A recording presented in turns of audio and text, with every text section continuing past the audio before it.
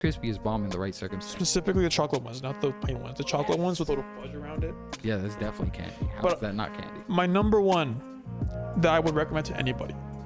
I downed bags and bags of these when I first discovered them, and they're so good. Gum.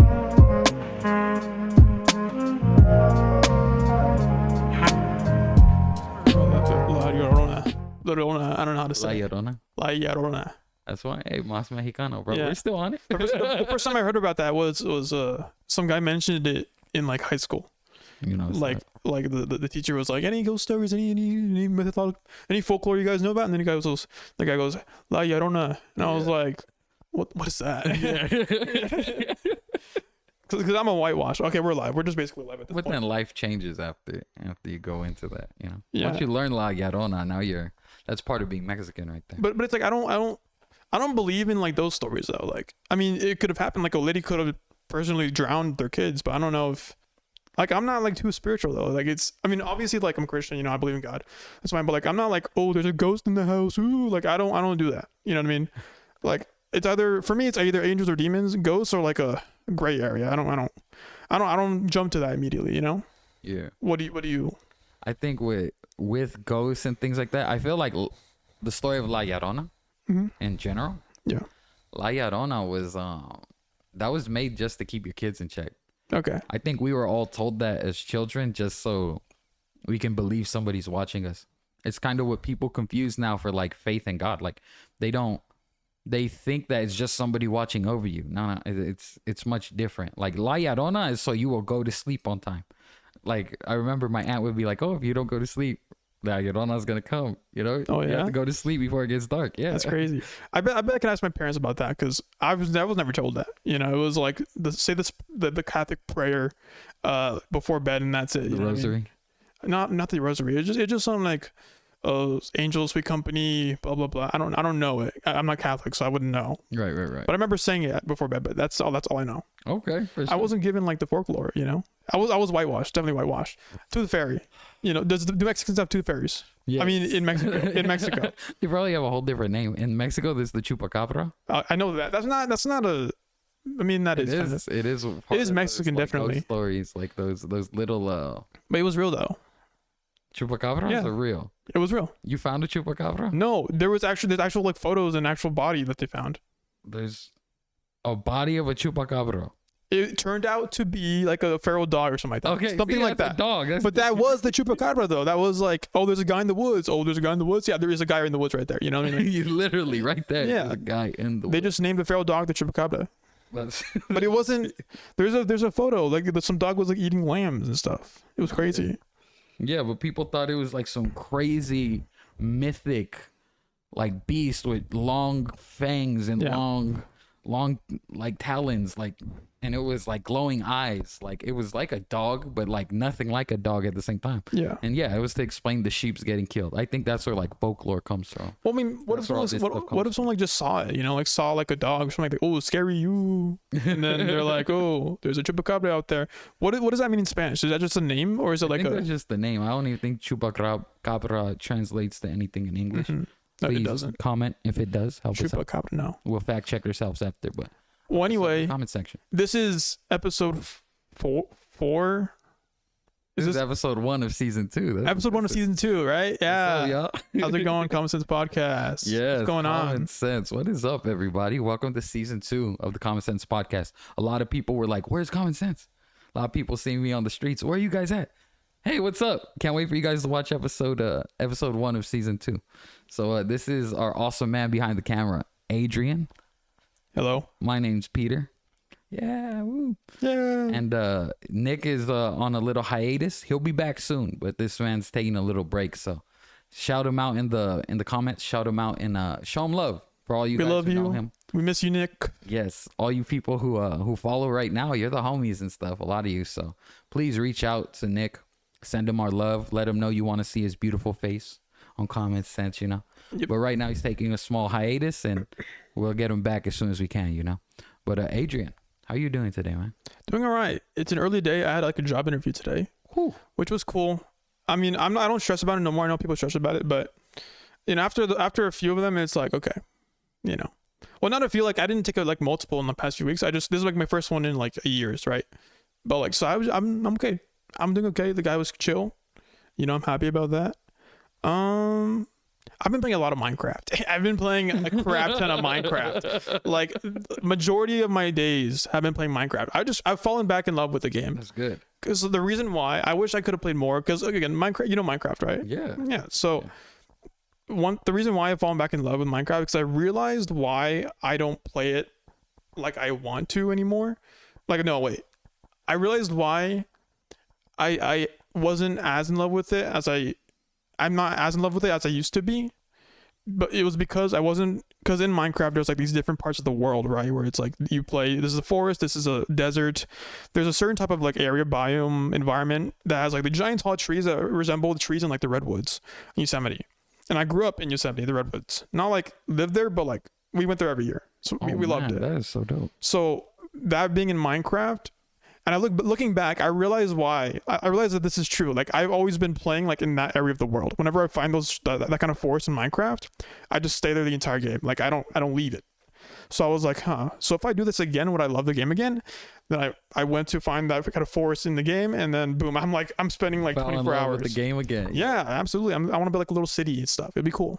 I feel you. I don't think I ever got into Minecraft because like I'm used to like linear games like Halo. Yeah. Gears of War, like the storylines are very linear. Even though the online keeps you playing forever, the linear like storytelling of Final Fantasy, Metal Gear Solid, Devil May Cry, Resident Evil, all these games I really like to play. Resident Evil for you Halloween nuts, you know.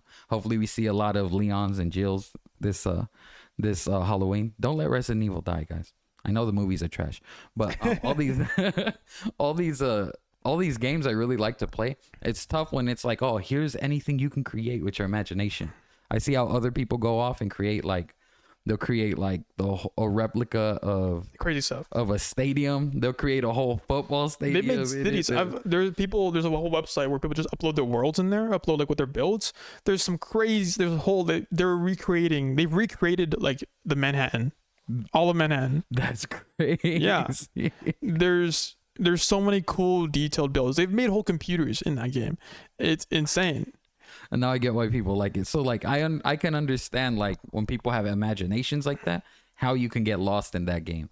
And the way people online will watch you build it, I get it. Like it's like watching an artist paint. Like if you're into painting, you're gonna be looking at every stroke they do. That's why it's one of the most popular games in the world all time. That's why all time. Minecraft is an all time game. Get over it, all you Minecraft haters. I don't play the game, but I can no longer hate on it, man. Yeah, you can. You know, it's such an amazing for a game to last that long, for it to be so generational now. There's kids way younger than us who love that game. There's people older than us who probably never grew up with it, who got their hands on it, and now they're creating whole cities. Absolutely. They're probably some sort of engineer, and they're like, ooh, like they figured out Minecraft, and now they're all in love with it. So yeah, I think, we'll definitely go over more about how entertainment brings us all together. Yeah. But I just love how the greatest games are generational like that. Like they don't, it doesn't matter how pixelated or old they are. Like you're always gonna catch Galaga at a arcade, you know. I don't know if you played Pac-Man or Galaga. These are generational games. I think you're onto something there. For me, I just can't play the old games. I cannot play old games. The reason being is because I'm so conditioned to like the good graphics of today. Right. Where it's like, I can't look at the old ones. I'm like, bro, what is this, dude? Well, there's definitely, there's preferences. That's why, like, I think what Minecraft isn't the best graphics. No, absolutely not. Minecraft is meant to be like, not up there. It's not meant to look like, but you can make it look good. I think we look at God of War. Yeah. Graphically, that's one of the greatest games we ever played. Personally, I don't enjoy it. For me, graphically, the best game right now that has like some of the best graphics is Horizon Forbidden West. Yes, that game is so good. Game. It's one of the few games that get like lip movements right. Because in every other game, it's like their mouths move, but like they don't match the words. In that game, they match the words. Have you played Mass Effect? No. That game will make you struggle. If face mechanics are a big thing for you, Mass Effect will. I play a lot of Fallout. Fallout is just they just go up and down. I can deal with it because the game's still fun, but like for me, like I love animation. I love like good graphics. Right. So like seeing good stuff in good games, I'm like, oh man, This is great, amazing. But yeah, Dang, Minecraft has. I didn't know you're such a video gamer, man. I lose sight of it. I lose sight of it because I feel like I know you as the director. Mm-hmm. So like I think like that's what you do, you know, like that's what you're into. And I know you play Plants vs Zombies in your meantime, but that's from your streaming and things. That's a good segue now.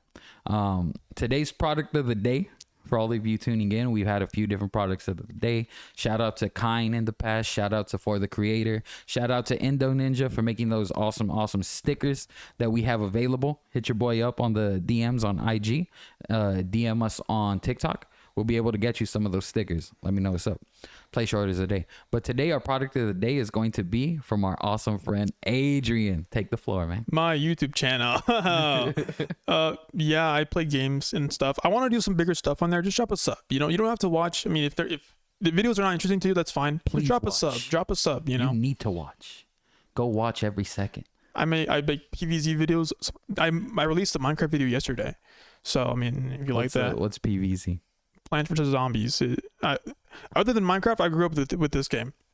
This game is the game, and that's my costume for Halloween too as well. So I'll probably put a video in there for you guys to look at. I don't know. Do the what's up, bro?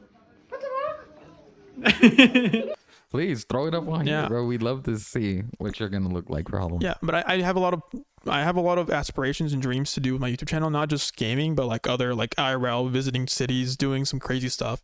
I dream to do that. So drop a sub if you can. Would really appreciate it. Just like watch a video, you know, watch something that may interest you, you know. If you like it, you like it. If you don't, you don't. That's okay. Any traffic is good traffic. I remember you took a trip to was it the McDonald's museum? What museum was that? That crazy museum that had all that stuff in it. The first McDonald's. Yes, and that's the type of stuff he does. Please explain in Sanby. So I was, because for a while I posted only like TikToks and shorts, just to see if I could do it daily. And one of the things I did was I went to like the first McDonald's I think in the world.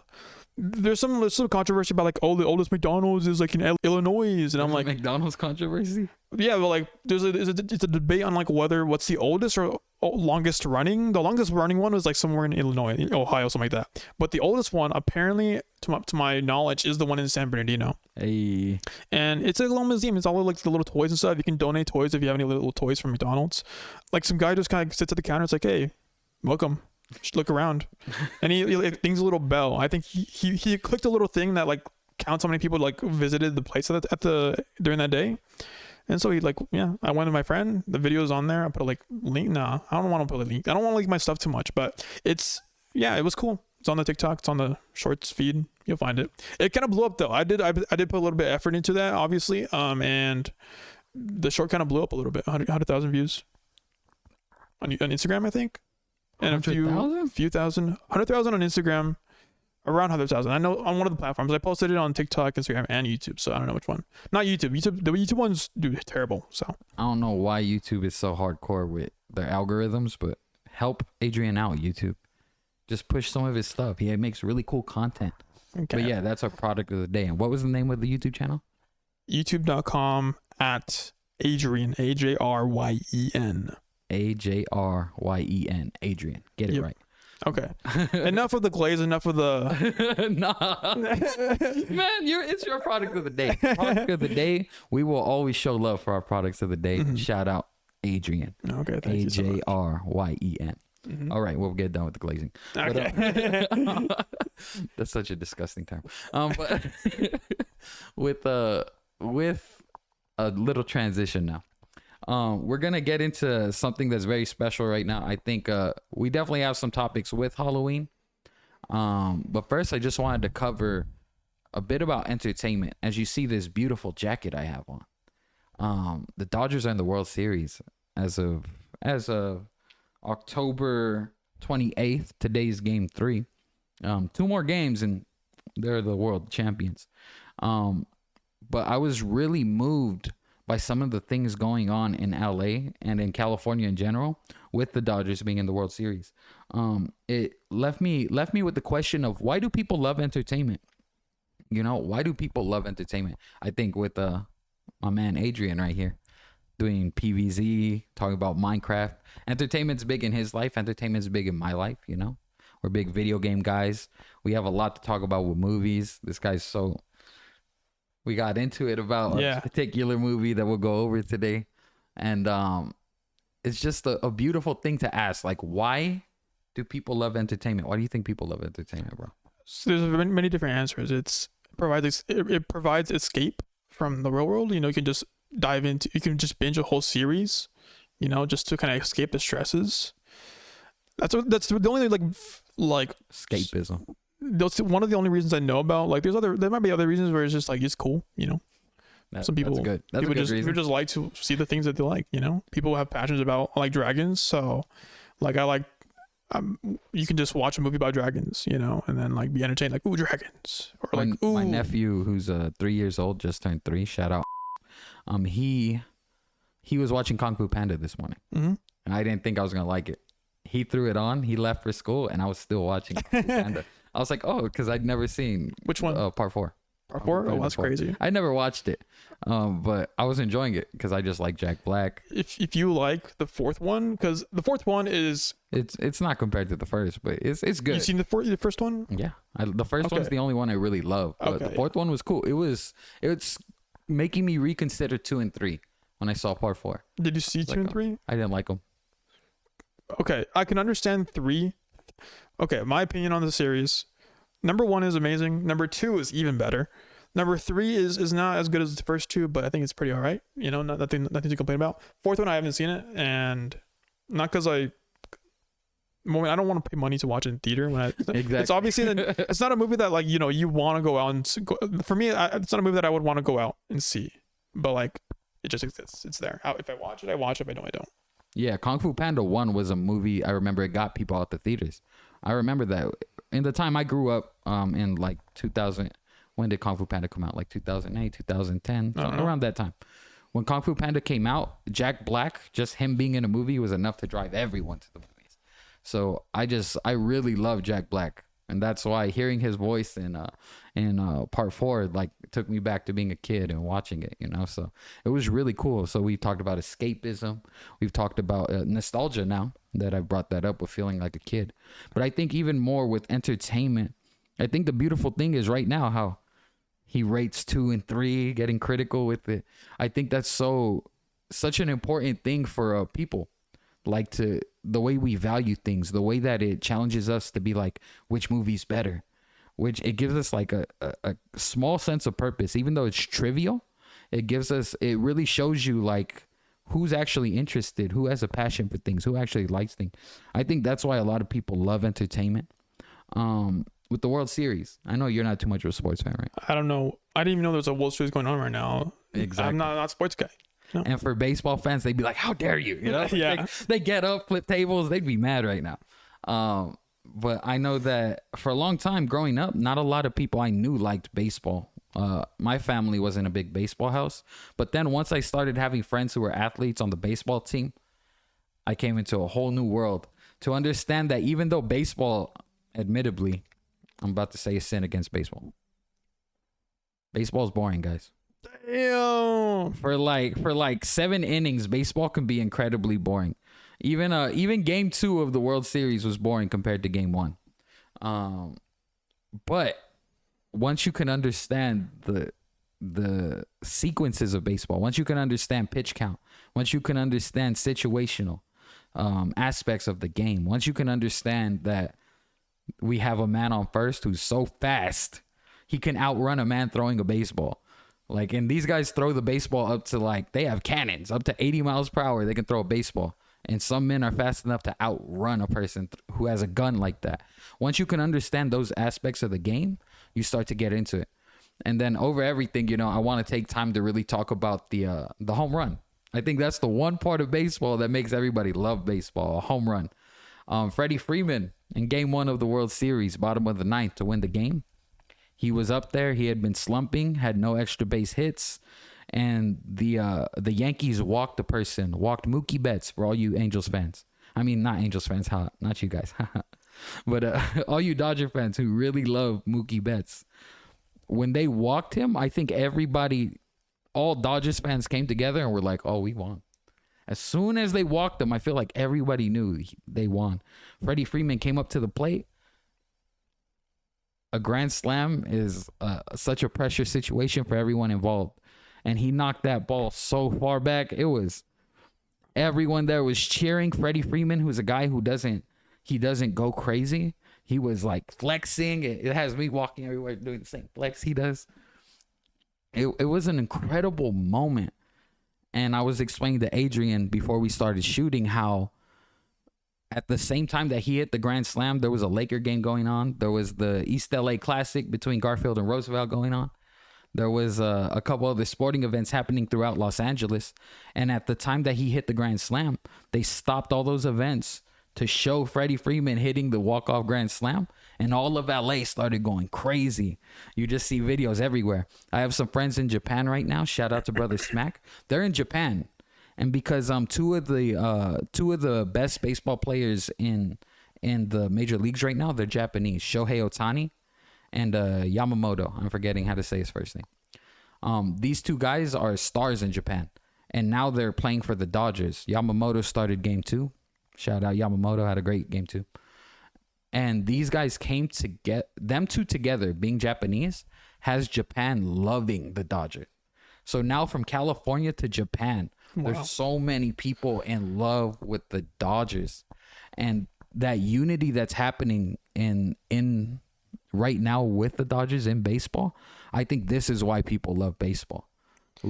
So what is the grand slam? You keep saying that. What does that mean? So a grand slam is when, this is why we're having this conversation. A grand slam, when you have 4 bases. There's first base, second base, third base, and home. Mm-hmm. So you start hitting at home. If you get a hit, you can get to first base. That's a single. Yeah. If you get a hit and get to second base, that's a double. If you get a hit and get to third base, that's a triple. If you hit it out of the ballpark, that's a home run. Yeah. So a grand slam is when somebody who got somebody on first, somebody on second, and somebody on third, however they got on base, whether a single, double, triple, whatever. You have one person on first base, one person on second base, one person on third base. They're all your teammates, and you're batting. When you hit a home run with all of them on base, that's 4 points, and that's a grand slam. Wow. So he hit one of those. The Dodgers were down by 1. It was 3-2. The Yankees were trying to close it out. And so one guy gets on base. Shout out Tommy Edmonds having a great World Series. I believe it was then Gavin Lux. He got on base. Shohei Ohtani, who's the Japanese player I mentioned, he came up and everybody feels a home run coming. And he hits the ball.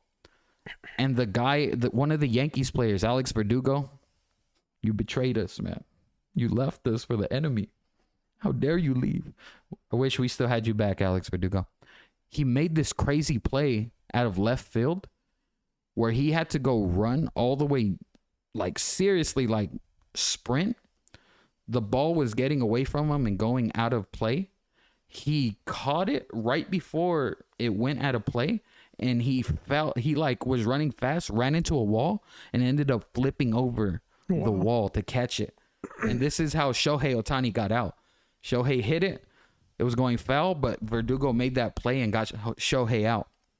And everybody was like sad. I know I was sad. I was like, dang. I thought Shohei was going to do it. How do you flip over a wall? Aren't the walls like, 7 feet high or something like that? Not that one. So at Dodger Stadium, the way it's made is down the foul line. It's only like I would say like a 5-foot wall. It's not that large. It's so low that if a player's right there and you're in the row, you can touch it. You can pat him in the shoulder. You can do all that. Like you can talk to him. That's how low it is. So it's a really cool part of Dodger Stadium. So where it didn't do us good is Shohei had to dive over Alex Verdugo dove over, caught it, crashed into the wall, but still got him out. Because if it was higher, yeah, we'd be fine. He would have been good. But the fact that he was able to have that space to catch it, Shohei got out. So Shohei's out, and there's this guy named Mookie Betts who's like one of the greatest players ever. And they're like, okay, we're going to walk him because we don't want to face him. They loaded the bases intentionally. And that was one of the biggest mistakes because this guy, Freddie Freeman, for the Dodgers, number 5, he's one of the most clutch players in MLB history. And they thought because he wasn't playing well, they're trying to outthink the Dodgers. like, oh, he's not gonna beat us. But all the Dodgers fans are like, come on, you want him to hit? Okay, fine. And at first pitch, the first one he saw, he knocked it 400 feet back. And that's when everyone started going crazy. I was working at Chili's, bussing tables at the time. And the whole place went insane because of that grand slam. And little did I know that it was happening all over SoCal like that. Just going crazy everywhere. Over here, I asked my nephew, Lilo, he's a teenager. I was like, how'd you guys respond? He's like, it was amazing. You know, everybody, so he's going to remember that for the rest of his life. Wow. And now it's going to be something that everybody in California remembers when Freddie Freeman hit a grand slam to end the game. It's such a rare moment, too, to get a walk-off grand slam. Mm-hmm. Like, that goes crazy. Wow. That's the first one ever in World Series history. Baseball's been played since 1800s. Mm-hmm. This is the first time it's ever happened in a championship game. Wow. So it's a rarity on a rarity, you know? That's crazy. It reminds me, I saw this in Rick and Morty. What a segue. No, where he said, like, well, sports is like the opposite of story, but there's a lot of story. From what you've just told me right now, there's a lot of story in, like, sports. Rick and Morty isn't always right. Well, yeah. Yeah, but, like, it was interesting because I have no other input on sports other than that, right? So it's like, but realizing that there is story, because like if you don't know what how the game is played, how it works, you're just looking at it like, oh man, this game is so fun. But it's like when you know the players, when you know like the context about this game and like what rides on the backs of certain players, it makes it a whole lot more intense. It reminds me of back to video games, right? Yeah. No, there's like this thing, you know, League of Legends. No. Yes, I know League of Legends. So, to skip over the boring parts, like there's this whole tournament for League of Legends. I think it was League of Legends. I'm pretty sure it was. There's like this whole tournament for like the best players in the world, right? Oh, that gets intense. It happened. I think it happened like a couple years ago, where on both teams there were two players. On both teams, there's one player on both teams that both were going to retire in that last game. They ended up playing each other. Yeah. In the championship game. So yeah, whoever won retired on a win. Whoever lost retired on a loss. So it was, even I knew, I was like, damn, bro, these guys are the best of the best and they're going to retire and this is their last game too. That's crazy. So one of them was it was crazy. I saw the footage back. One was crying and one was like so happy. It was sad, but also like, that's how it is. That's how it is, you know? Yeah. So like just knowing that can happen also, not like it's impossible. Like I kind of knew it, but like I didn't really process it. But it was like knowing that something like that can happen, has so much story in sports. It's cool. Fire alarm. Oh, okay. We'll do our best to make sure. Buildings of Fire, guys. Podcast will end soon. That's it, guys. The Buildings of Fire. No, I'm kidding. But yeah, I think with League of Legends and things like that, I know that I'm a fan of if you're familiar with Street Fighter, this is why people love entertainment, I think, is that spirit of competition. There's a guy named Justin Wong. I think that's his name, Justin Wong. I heard that name before. I don't know. So the reason you know this name, we're gamers, so that's why. For you guys who don't know this name, there's a thing called Evo, and this is a fighting game tournament. And so Justin Wong was playing a character where he was down to like his last one more hit and he was toast. He ended up pulling off this crazy move that literally you couldn't repeat. And for somebody who's as good at Street Fighter as me, you could never do this. I am not good at Street Fighter. And this guy's one of the greatest of all time, and he did this crazy move like 5 straight times and then ends up winning the game off of that move. I think I know what you're talking about. Yeah, and it's an intense clip and it will live forever. He was playing Chun-Li, right? He was playing Ken. He was playing, I think he was playing Ken or Ryu. And it's like you have to parry / block like a hit. Yes. That's super precise. And he did it like 5 straight times. I know. He pulled that off. And that is like, even when I see it now, I get goosebumps because I'm like, wow. Like how can you pull something like that off? It's like a grand slam in the world, in the 9th inning of the championship game. Yeah. It's like that. Like the stakes are high, but we watch the best of the best, you know? I think that makes entertainment amazing when you watch your favorite gamers, when you're watching your favorite game be played amazing. For baseball, there's so many, again, my friends all were playing baseball in school. So when we watch Freddie Freeman play, you know, like there's like this awe of like, how good is this guy? Yeah. How can you even be this good? It's like watching Hercules in person. It's like watching something mythic happen before you, you know? And I think that gives so much value to your life. It gives so much value to everyone who's able to comprehend it. You know, sadly for the people who don't know what a Grand Slam is. Yeah. They were not cheering in California. They didn't understand it. But for all of us who were, it's going to be like a lifetime of coming together. And this is something entertainment does. This is something we can only get for entertainment. Like without it, we can't really have that bonding moment. Yeah. We got some new neighbors in our apartment building, and I asked them because, you know, I was like, "Oh, are you Dodger fans?" It was like, "Yeah, you know, we Dodger fans." That's it. Like that right there can make lifelong friendships. Just the love of the Dodgers. Yeah. With Plants vs Zombies, I think you probably have like. I met my best friend. Wait. Exactly. I think I did. Yeah. No. Yeah, I did. Kind of. I'll tell the story a little bit. He keeps saying it's not happened, but he reminded me that's how it happened so many times. Where it's like, bro, this is how it happened. So it was in 5th grade, right? And I was a little nerd. I was a loner, but I drew in my little notebook a lot. I drew my little notebook, and I would draw my favorite stuff like Angry Birds, PVZ. Like I drew like little alien dudes. Shout out Angry Birds. And I took that notebook with me everywhere. And one time in school, I went to the restroom and I took the notebook with me, but I forgot to I forgot to bring it back to the classroom because it was during class. So I left it in the restroom by accident. So I'm leaving the restroom, and then I'm like, oh dang, I forgot my notebook. And then I came back to the restroom, and I found my best friend looking at my notebook. I was like, bro, what are you doing? Why are you in my notebook for? And then he says that I was like kind of a bully to him at the beginning, which I don't remember it entirely, but I remember like being like a little snarky at that point. I was like, nope, my notebook. Why are you in my notebook? But then like I think we just started talking because he saw my PVZ drawings. He's like, cool. From then on, we've been best friends. You know, we all we know is PVZ, and like he plays a lot of games now. I do mostly the directing stuff, but you know, yeah, I met him through, I guess, our love for PVZ. Yep. All the homies on the block used to play Melee. Melee? Super Smash Bros. Melee. Melee, not Melee. What is Melee? Get into it, man. Melee. Melee. Melee. Melee. Melee. We can say whatever. It's pronounced Melee. We can keep getting into it. I know, even the announcer says Melee. But why are you changing the word? I can say Melee if I want. That's okay. Freedom of speech. But with Super Smash Bros. Brought us all on the block. It's literally everybody on the cul-de-sac would just go to the homie Caesar's house, and we'd be playing Super Smash Bros. All day. So video games have such a bonding experience that, yeah, like it can, with you and your drawings, like it brought you close to your homies. I know that you have like a whole community on your streaming. Do you have any like people you want to shout out? Any streamers? Anybody who loves you? Streamers? No, I don't know many people that are also streamers and YouTubers like in my little circle. I mean, there's a lot of viewers. I mean, a lot of you guys. Isaac, I hate Isaac. I can't mention. He's the most notable guy right now. I hate the fact that I brought him up. He's gonna eat this up. But what's up, Isaac?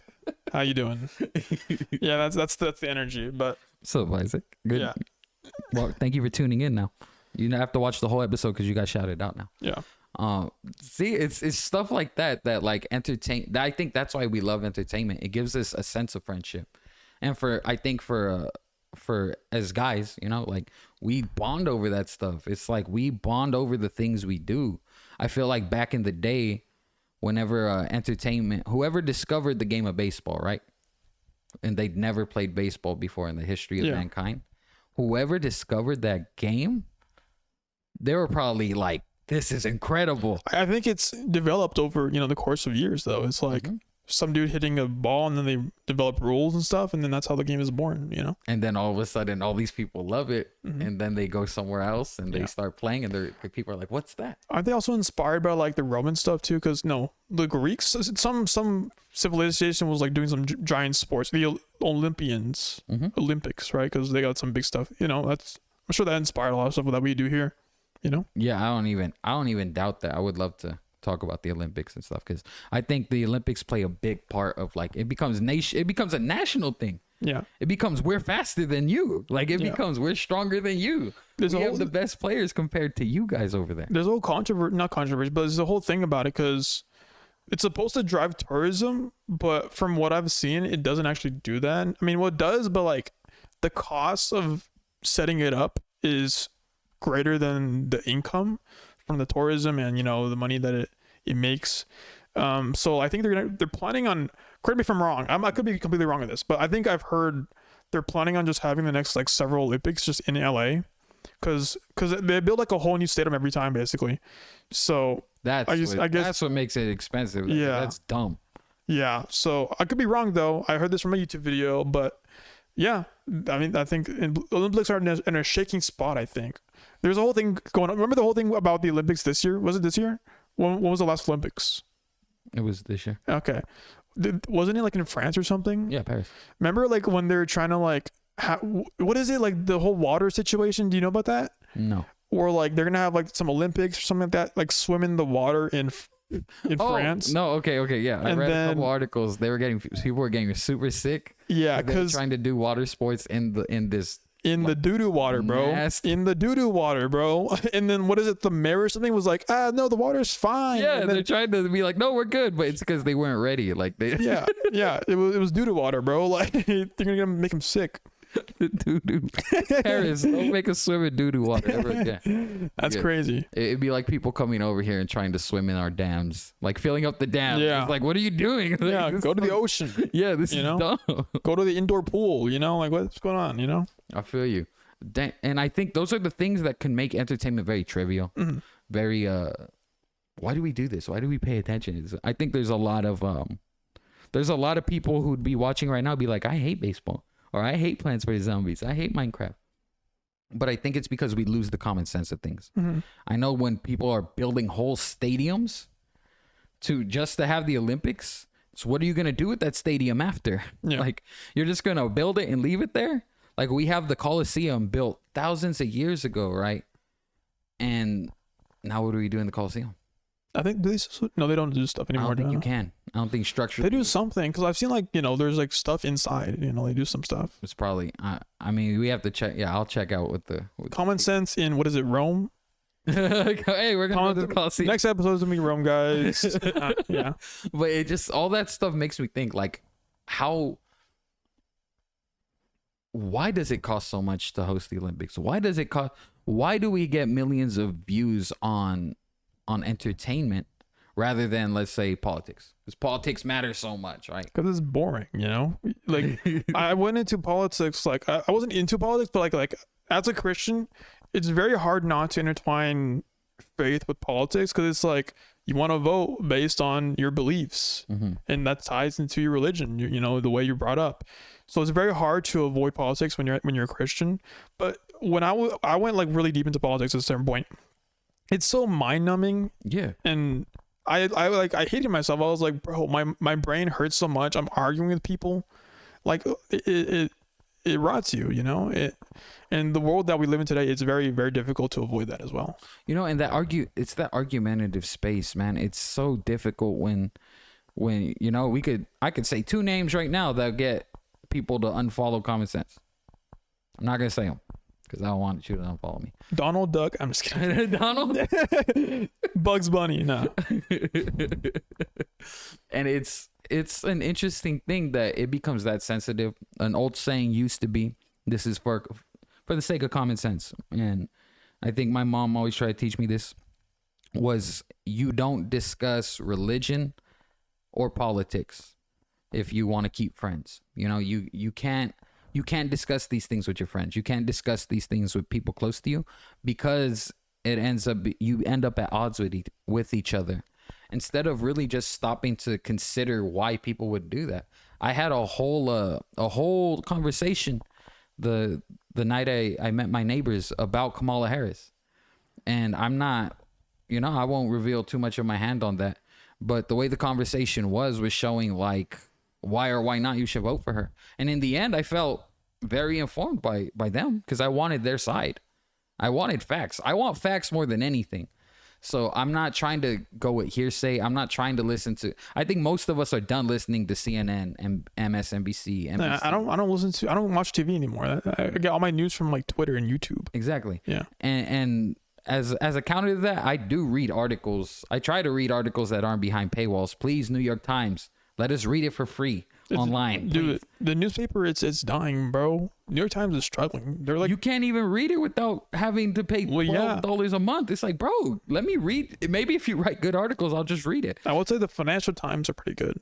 I don't have it, but like from what I've seen, pretty good stuff. They're probably way too rich to go broke. But but I just feel like the information out there, a lot of people are scared. I think what common sense would tell me about the election coming up and everything is that people are scared.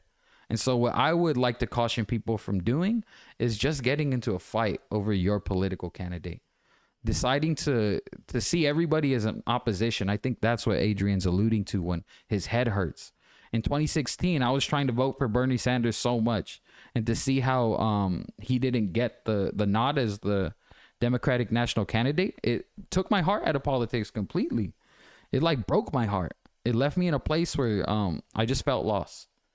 And I think a lot of us can feel lost in politics when we feel like we're yelling at people. We feel like we're fighting with people.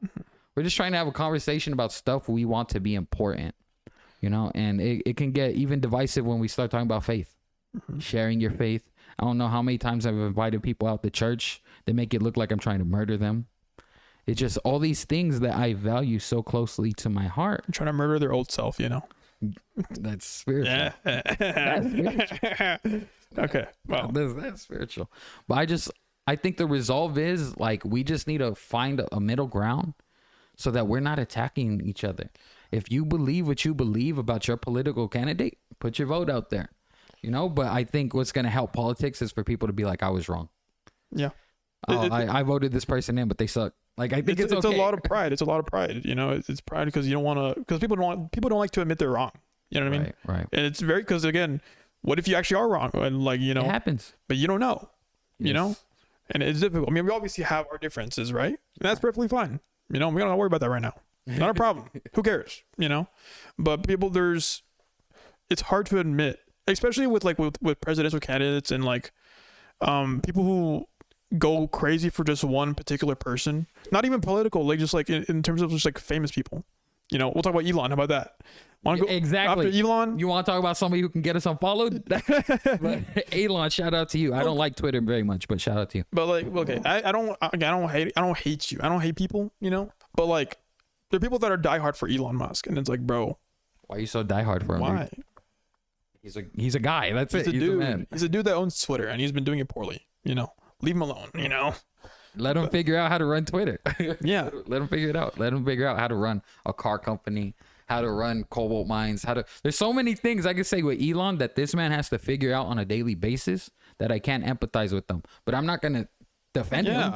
If you're launching satellites into space and the government has a problem with you launching satellites into space, that's between you and the government. That's real. Because what you choose to do with those things, I mean, that's a whole new ground, right? We don't have anything written up for that stuff. Yeah, it's okay to have opinions, right? There's nothing wrong with having opinions. It's when you're getting into the weeds about another person who, like in the comment section and stuff, and it's like, bro, why are you defending? Who cares? Realistically, who cares? It's not going to affect you in 5 years, unless he does something crazy in 5 years. But other than that, like this one comment on this one YouTube channel, this one thing is not going to affect you in 5 years. And that's where people have to have the drawback, because it's like, oh, Elon Musk is the Antichrist. Oh, this person's the Antichrist. You know what's crazy? Oh, this person's this. It's like, okay, so in the end, if they end up helping the world, are you going to apologize to Elon Musk? Are you going to leave a public declaration of saying, I thought he was the Antichrist, but you know what? He actually pushed humanity forward. See, that's where humility comes in. That's why, as Christians, we got to be humble. Gotta really learn to be humble and accept that we can be wrong sometimes. And that's okay. And even as people, I think as people, we just got to be more humble. And it is, again, what you always hear on this pod is that this is why I started studying the Bible. This is why I believe Jesus is Lord. This is why I believe the God of the Bible, is because humility is an underlining thing throughout the entire Bible. And in order to fully understand messages in there that are crazy, there's a lot of craziness in the Bible, but to truly understand the scriptures, you have to take a humble approach to say, I wasn't alive at that time. Take a humble approach to understand, I wasn't born in this society.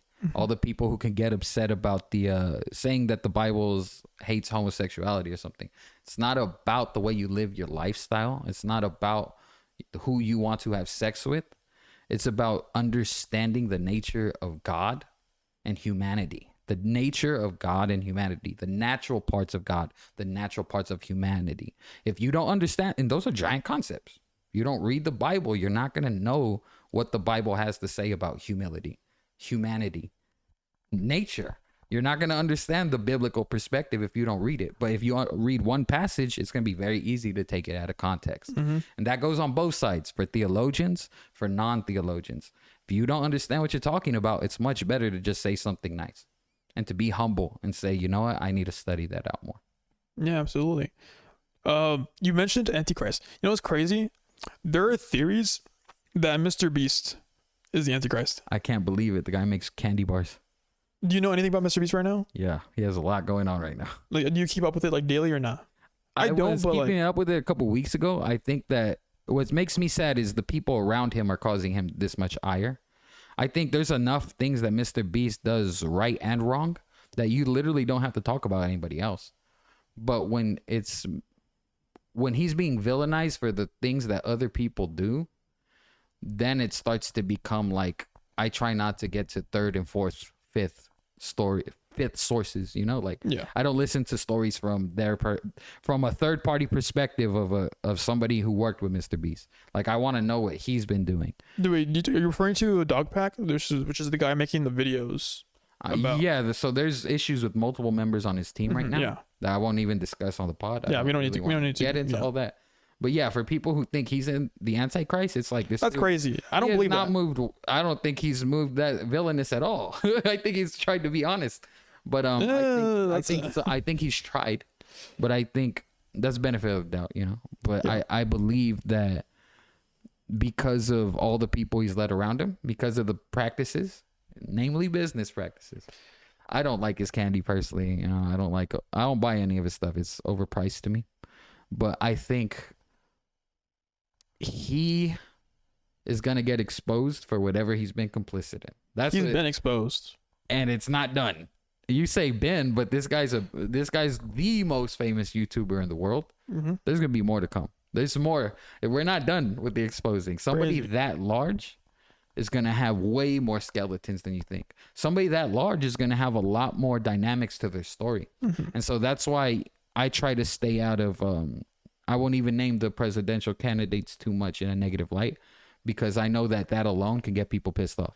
I know if I say I like Mr. Beast, like, people will be like, "How can you like Mr. Beast?" It's like, oh, he's a great businessman. Yes, he's a great YouTuber. He's a great YouTuber. Absolutely, he's giving away a lot of money. Genius YouTuber. Done a lot of crazy marketing. There's so many things he's done. So that's the catch-22 of everything. That's the duality of man that requires humility from us who really don't know anything. I don't know Mr. Beast. You don't know Mr. Beast. And that's all I'm trying to say. That's the humility I have to come from it. And knowing that he doesn't dominate my life.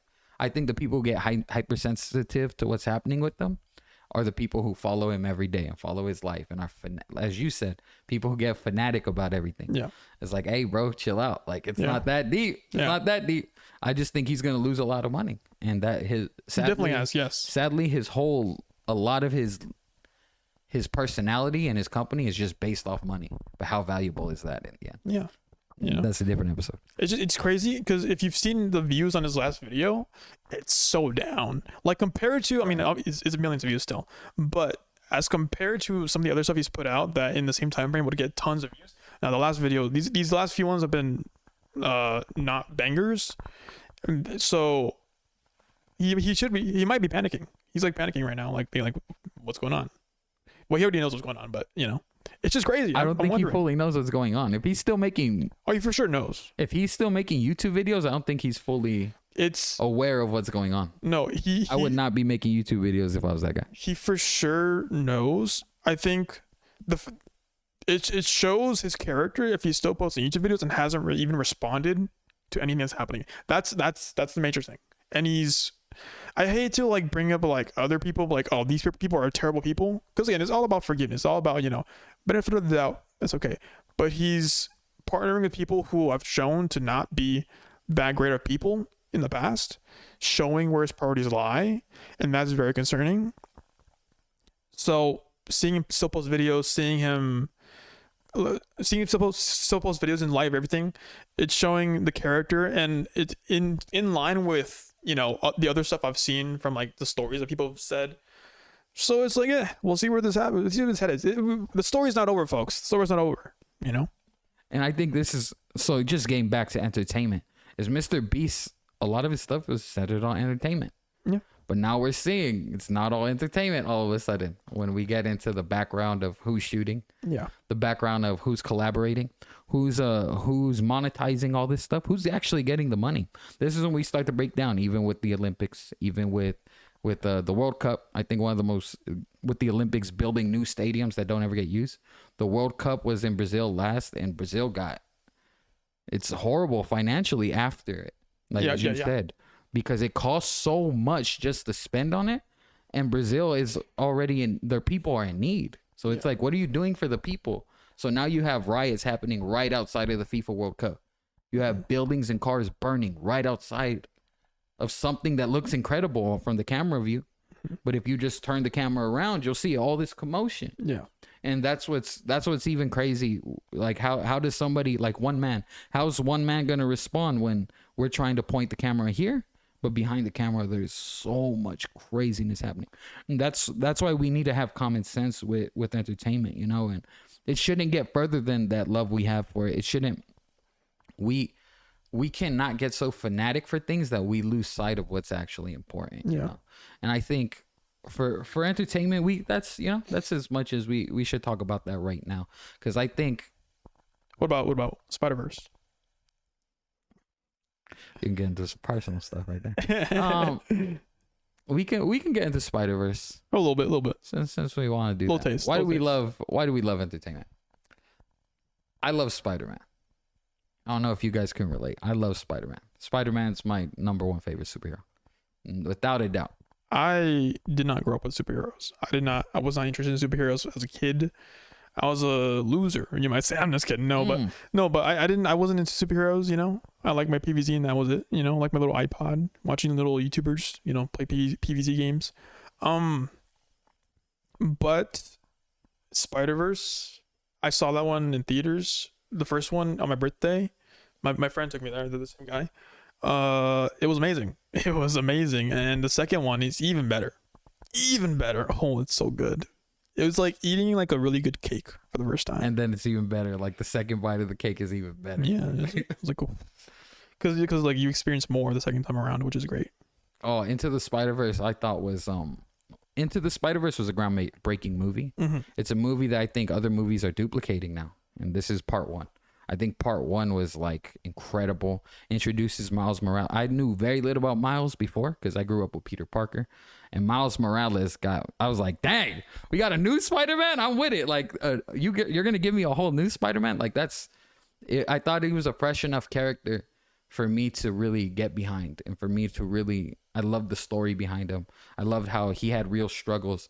I loved how they introduced the Spider-Verse is a long-ranging arc all the way back to the animated series, all the way back to older editions of the comic book. So they're continuing that and they're expanding on it. And that's the type of writing that makes me like, oh, I'm hooked. Yeah. Now you got the nostalgia playing with the new, you have it all coming together and you have it wrapped up in an amazing character with Miles Morales. Mm-hmm. I'll let you introduce part two a little more. You know, you can get in part two. Part two, I mean, I'm just gonna talk about like what I love. It's the animation. The creative direction. I don't know who directed it. I don't know who worked on it. So shout out to you guys. But it's just amazing. Some of the best anime. Like it's not like 60 FPS 4K. But it's like stylized. There's passion behind it, and I love that so much. Like there's so many just like hyper realistic movies out there, and it's like okay, it's pretty. You got that, but it's like, is the story good? For Spider-Verse, it's pretty, and the story's amazing. Everything about it is amazing. It's perfect. I love the animation, love the characters. I think you disagreed on this, but like I did like the Gwen, like opening with a Spider-Woman. Is it Gwen State? Spider-Gwen. I think opening with Spider-Gwen is great. I mean, it gave a little bit into her backstory, into how she's feeling, making her like another like equally as important as Miles in a sense. And it's just, I just love how long it is. I love how, not like the movie in general. Everything about it. This is the movie. This is like the 10 out of 10. If there's ever a 10 out of 10 Spider-Verse or animated movie, this is it. This is the 10 out of 10 best of all time. Okay. So this is also why we love entertainment, I think, is because we come to these points of disagreement. And I think people like to argue. That's the common sense thing. I'm gonna let everybody know is people love to argue. And there's pride in there too. You know? There is pride. I'm not saying I'm fully right in this because I think me picking apart a brand new character is very critical of me. I do not shake any of the critique I have. I think sometimes I like to get escapism I value over being snobby. I'm not as snobby about my movies and stuff as I am about other things. But because I just love good movies. I love movies that don't run too long. I love movies that are just fun to watch. So there is times when I'm watching a movie and I can't shake this feeling. I was watching Alien Romulus just a few days ago. And my brothers asked one question and I ruined the movie for them partially because I already knew the ending. And the reasons I didn't watch it is because the original Alien movies were not shown love in the newest Alien movie. That's my opinion, is that the newest Alien movie did not show love to the old ones. They kind of ruined the old movies, actually. And so I stopped the movie because I didn't want to watch it. Across the Spider-Verse does a good job of showing Miles love. I think Miles gets done right in Into the Spider-Verse and Across the Spider-Verse. I think he gets... We already know him by Across the Spider-Verse. Like, if you've seen part one, you know, like, you are fully invested in Miles to where the ending of the movie is also, like, impactful. I won't give you away. You know what's good? If you haven't even seen Across the Spider-Verse, even though I'm against 10 out of 10, I still want to encourage you to watch it because the movie is as beautiful as he said it. The storyline is as good. There's a lot of great characters like Spider-Man 2099, Michael O'Hara. Great. There's so many different versions. Miguel O'Hara. Yeah, thank you. Miguel O'Hara. Amazing. There's so many. Spider-Gwen herself is amazing also. There's so many characters introduced that it's incredible. It's an incredible job. And it's all leading back to Tom Holland. You know what's good? Is it leading back to Tom Holland? He might appear. I'm not saying he'll be a main character. I'm saying Toby. He might appear. I'm not saying he won't be a big. I don't think he's gonna be a big factor, but I think he'll appear. No, not Miles' story. Yeah, but it's all this is gonna, because right now this is Nick. I love you. This is where the MCU is gonna collide with the Spider-Verse. I think what's realistically gonna happen is that Spider-Verse concludes, the trilogy concludes, and then Miles just appears in MCU. But I don't think our Miles. I think it's just to be like a. It's gonna be Miles though. It will be Miles. Yeah, it will be Miles. It won't be this Miles because there's gonna be multiple animated Miles. movie. Yeah, there's gonna be multiple Miles. Yeah, but yes, because that's what I'm saying. Tom Holland and Miles Morales are coming together, and I think that's a moment where every Spider-Man fan is gonna be like. I think everybody's gonna be like, yes, if they do. You know what's a good movie when the worst part is the fact that it ended, dude. There were people like when I saw videos. I want part 3 very badly, so that's what makes the movie. It's at least an 8.5. Oh, that's crazy. At least no. The movie's at least. You should be crucified for that one, Chief. You should be crucified. It's an 8.5 because of how good it ends too. So my issues with the movie stand. I'll get into the issues. Okay, go for it. You and I love the movie. That's what I'm gonna say. I love Miles too. I don't hate Miles. I do not hate Miles. I don't hate Miles. Before I get into Miles, let me talk about Gwen. Gwen does not get the same amount of love that Miles got. Why? Because Gwen gets 30 minutes of a Miles Morales movie to get her whole story explained. She gets the beginning of a movie that's actually belonging to Miles to explain her side of the movie. And so this, I get it. I'm waiting. This is also why we love entertainment. Is this genuine conflict that can stem from it? Miles, we know his uncle as the Prowler. You spoiled it, really? We know, and that's part 1. Yeah, I know. If you don't know that, you watch part 1. If you haven't watched part 1, bro, like, what are you doing? Please watch part 1, dude. If you're a Spider-Man fan, you're gonna love Into the Spider-Verse, and Across the Spider-Verse, you'll love it too. So I bring up the Prowler as a great distinction. Who's Gwen Stacy's Prowler? She doesn't have one. No, she doesn't have one. She deserves one. She deserves to have a whole arc. Who's Gwen Stacy's Peter? We know who her Peter was. How dare you? So this is, I bring that up just so I can continue on what I'm saying. Hold on to that though. Gwen Stacy was a piece of part 1, which is a better movie than part 2, because all the best things about part 2 come from part 1, including the animation, including the music, the use of the music, including the soundtrack. The soundtrack on part 1 is incredible. Part Amazing. 2 just is amazing. So all the great things that part 1 did, part 2 just continues. And as far as advancing the story, the issue I take with them advancing it is that they pigeonholed so much coolness of Spider-Man into 2 hours, which is impossible, because in Across the Spider-Verse, we literally have thousands of Spider-Men in different renditions, where even the ones that I came to love, like Spider-Man Noir, like the anime Spider-Man, the anime girl Spider-Man, like Peter Porker. The fact we don't get Peter Porker in part 2. We see him a couple times. Let down. I'm let down. He was one of the funniest parts of part 1. Yeah. And you don't see Peter Porker anymore.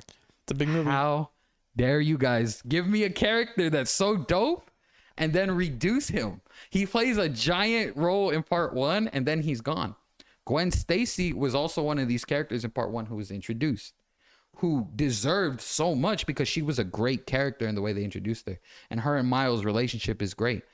To have a version of Gwen where her and Miles aren't playing off of each other in Miles Morales' movie is like, well, how does that even work? Like, how do you not give me like Gwen's side of like more of Gwen? Gwen should have her own. We should know what she's thinking. We should have it centered around her, and you get glimpses of it. But because it's a Miles Morales, it becomes about Miguel. It becomes about so many other aspects. Miguel's somebody who does not get enough love in Across the Spider-Verse, but it's because you can't. If you gave Miguel love, you'd have a whole new movie. In my opinion, they should have done a series of Across the Spider-Verse. You feel me? That's because crazy. then you can get 2 episodes of Gwen Stacy, 2 episodes of Miguel, an episode of Peter Porker, which can be like a Looney Tunes thing. You could have done so much cool stuff with these characters, but because you're trying to just create this giant moment, which is the Endgame issue. Endgame has made it hard for a lot of people to write movies because everybody wants to fit a million characters on screen now post Endgame. It's such a hard thing to do. Endgame was special because Endgame was able to bring a culmination of characters who had full backstories, had rising climaxes, falling actions in multiple instances. We know them, that even their side characters, if they get introduced in those movies, we know their side characters up and down and back and forth. Yeah. Whereas Across the Spider-Verse has the burden of needing to introduce you to like a million cool people, but you're only going to get like a second of them. You're only going to get like a small glimpse of them because we don't have time to give you this. I think That's why it's not a perfect movie to me. I kind of agree with you in a sense, but look at our perspectives though. Right. Coming from someone who was growing up with superheroes and knows all about them, Exactly. from someone who doesn't know much about superheroes. Exactly. That's why I think I'm fine. I discovered new characters I never knew before watching this movie, and I was like, whoa, this is great. But you already know so much more about these characters than I do. So you're feeling like, oh, they didn't do them justice. They didn't do justice, right? And it's because they're new characters. We're both learning. Me and you learned about Peter Porker at the same time.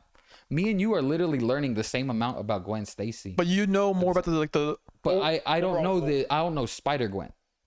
I don't know Spider Gwen. I can say that humbly because Spider Gwen's a whole new character. Miles, we're both learning about Miles together because I don't know.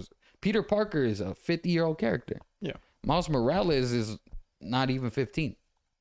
So there's so much less for. He's like 10 or 9 years old. No, he's not in the movie. No, like the character. Oh, I thought you. Okay. No. In like reality, I'm gonna spare the Peter Parker argument we had because I'm not even gonna bring up Peter Parker and what the travesty of what they do to Peter Parker in Across the Spider-Verse. We got into it last time we watched the movie Because we were talking about how that movie doesn't respect the original character that all of Spider-Man hinges off of. But because I love Miles, I'm not going to get into that right now. We'd have to have, this is why I wasn't trying to bring it up. Whole podcast. We'd have to have a whole episode just dedicated to this dichotomy to break down why it's not perfect. But, like I love Miles. I'm going to stand on that right now. I'm going to stay in that train of thought. That's crazy. I don't want to go 2 ways about it and then dominate the rest of the episode with just hating. I don't like what they did to Peter. And I think they definitely need to have Peter bounce back, which is why Tom Holland's how you do that. But that's putting Tom Holland in not in the Spider-Verse. Not in the Spider-Verse, but wrapping all this up with Tom Hardy's Venom. Wrapping all this up with Andrew Garfield's Spider-Man. Tom Holland's Spider-Man. That's going to be how you give love to Spider-Man. Is give Spider-Man to Spider-Man. It should be their movie because it's their name. You've changed it, didn't you? You had a different opinion last time, didn't you? I think it's multi-layered because I know that I was in the place where the hate of Miles was a big thing I was feeling after watching it. And that was crazy. It made me hate Miles. The movie made me hate Miles. Yes, so like that movie made me hate Miles. And that's not on my first reaction. I hated Miles. First watch, I hated him. I don't hate Miles. I don't hate this food. I never hated this food. But because of the way they've reduced so many characters, this is the overarching thing. They've reduced a lot of characters that deserve more love, including the original Spider-Man. Okay. He doesn't get his love. And it's the thing that I said about trying to replace Spider-Man. You don't replace Spider-Man with his name. You can make a whole new character based off of the Spider-Verse. That's fine. I think we should move on. We should move on. To make Miles Morales now Spider-Man with no like it doesn't work. It doesn't work. Spider-Man will always be Peter Parker, and that's it. Spider-Man isn't a torch to be passed. The job he does is though. Okay. That's it. That's what I would say. But yeah, that's why we should definitely like. We'll save it for next time. We will save that for next time because that's a whole big thing, and I would love to get into things like tokenization. I would love to get into things like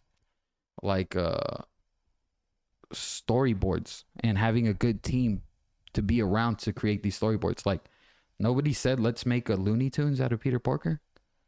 Nobody said that. Like the fact no one said that like discourages me. It's like you fools get paid all that money to write. What do you mean? Like have him go into the Looney Tunes universe? Let's see the Spider-Man Looney Tune universe. Yeah. Fair enough. I mean, I guess they had a lot of concepts. They had cut a lot though. Because now Disney has their own version of the Looney Tunes. Like, why wouldn't you do that? With what? With Peter Parker. I guess, yeah. But imagine having like a whole Avengers team of just animals. That'd be funny. It'd be funny. It'd be hilarious. It would be funny. That's all I'm saying. That's like the kids channel, kids TV show. The kids would have all these Peter Parker toys and all that. It's $1 billion idea, but because your whole storyboard, it takes more than one person to write all this stuff. You know, like nobody in that room had the idea. You never know. You never know. Hire me, Disney. I'll make you money. But we'll all make money together. All right. Well, I think we're done with that. Yeah, we'll move on from entertainment. But this is why people love entertainment, is because it gets heated. We're passionate about what we care about. We actually care about things. There's a lot of people who walk around in the world and don't have passion about anything, and it shows by their interests. And then nothing wrong with that, but it's difficult for me to connect with you. You know, like if you don't care about anything, like what can I talk to you about? You know, it's like, okay, you like anime? You know, you have any strong opinions on anything? No? Okay, well, okay. You like books? You like books? Yeah. Like milk? Like cereal? Like what's going on, you know? So, give me something to work with here, you know? So that's why people love entertainment. And yeah, we're going to get more into that across Spider-Verse later on.